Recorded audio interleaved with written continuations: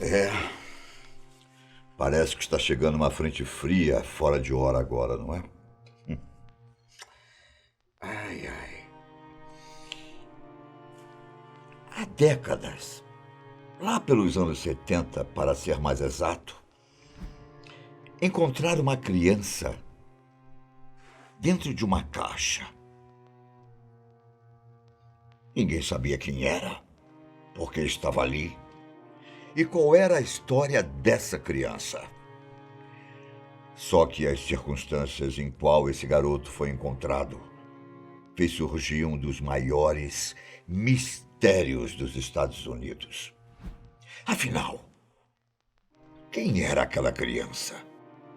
Eu sou o detetive Bira e é um prazer ter você aqui em mais uma Sexta do Medo.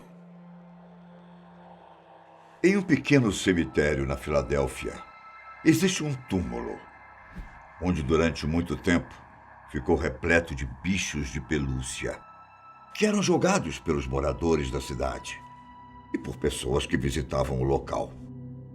Muita gente sabe que há uma criança enterrada ali. Porém, ninguém sabe o seu nome. Tanto que na lápide está escrito: A Criança Desconhecida da América.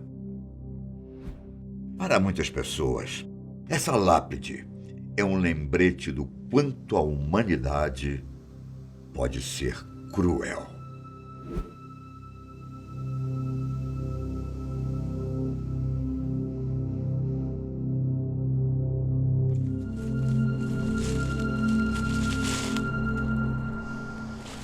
A história dessa criança começa lá em 1957, quando um jovem caçador saiu para verificar as armadilhas que ele tinha deixado na floresta e acabou encontrando uma caixa de papelão com uma criança dentro.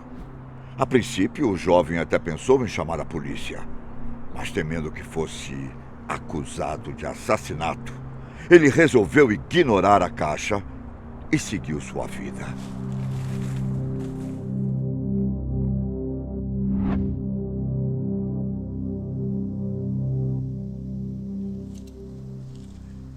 Dias depois, um estudante universitário estava dirigindo por uma estrada quando viu um coelho correndo. Sabendo que o local era repleto de armadilhas, o estudante foi tentar salvar o animal. E então, acabou encontrando a tal caixa. O estudante também ficou com medo de que fosse acusado pelo assassinato da criança. Mas, mesmo assim, resolveu chamar a polícia.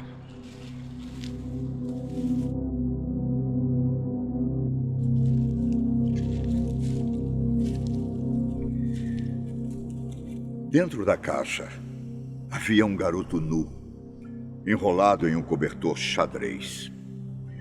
Ele pesava cerca de 14 quilos e media pouco mais de 1 metro.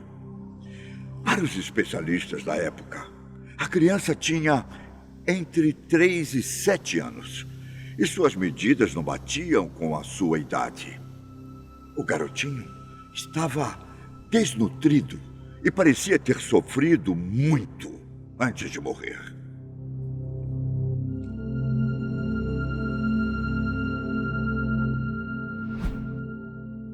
Apesar da péssima aparência, as unhas do garotinho tinham sido cuidadosamente cortadas.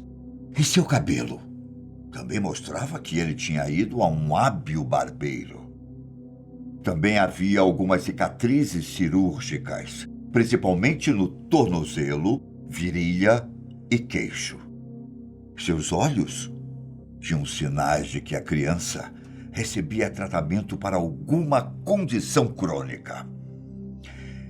No esôfago do garoto foi encontrada uma substância escura e nada havia dentro do seu estômago, apontando que ele não havia comido nada antes de morrer. Esse era o cenário do corpo da criança. Restava agora saber quem era o menino e o que exatamente tinha acontecido com ele. Sendo assim, Havia um crime misterioso e muita coisa para ser investigada. Primeiro, a polícia tentou descobrir a identidade do garoto. Até porque, qual família não sentiria a falta de um filho? Para a polícia, bastava procurar um pouco para encontrar uma família que estava desesperada atrás da criança. Depois de checar a lista de crianças desaparecidas, a polícia não encontrou nenhuma descrição com as características do corpo. Eles também foram atrás de impressões digitais.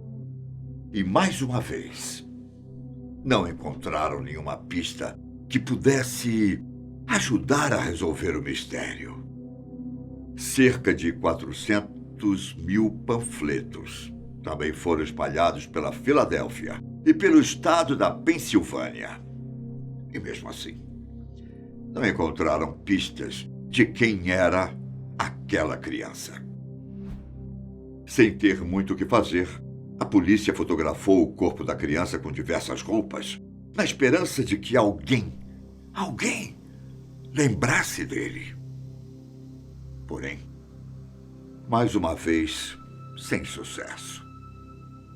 Havia uma pista que poderia ajudar a polícia. A caixa onde o corpo da criança foi encontrado. Era uma caixa de berço. Então, talvez poderia ser fácil ir até o fabricante e tentar descobrir quem tinha comprado o berço. E mais uma vez, sem sucesso. Naquele tempo, as pessoas costumavam comprar as coisas com dinheiro vivo. Então, era difícil identificar quem poderia ter comprado um berço e, supostamente, ter matado a criança. E, mais uma vez, as autoridades estavam sem pistas. Uma reconstrução facial forense foi feita e o desenho de um menino feliz foi incluído em todos os pôsteres. Folhetos foram afixados em delegacias de polícia, correios e até mesmo incluídos nos envelopes com contas. A cena do crime também foi analisada várias e várias vezes. Mas além das roupas infantis, que não levavam a lugar algum, não havia pistas. Foi então que surgiu uma testemunha que supostamente sabia de algo. Essa pessoa disse que um dia antes do corpo ser encontrado, ela tinha visto uma mulher e uma criança na estrada e perguntou se elas precisavam de ajuda. A mulher apenas disse que não precisava. E a tal testemunha seguiu seu caminho. A polícia então começou a investigar as famílias da região. E alguns boatos levaram a uma mulher que tinha 9 filhos. E que, certa vez, ela tinha dispensado o cadáver de um deles no lixo, após ela morrer de causas naturais. Mas não encontraram indícios de que a criança era filha dela. Em 1960, um funcionário do escritório do médico legista foi informado por um médium que o menino da caixa vinha de um lar adotivo local. A polícia foi mais uma vez investigar e encontrou cobertores parecidos com o que ele estava enrolado, pendurados no varal, além de um berço que foi vendido na mesma caixa em que o menino havia sido encontrado. Muitos disseram que a criança era filha de uma das filhas do dono do lar adotivo e que ele tinha morrido de maneira acidental.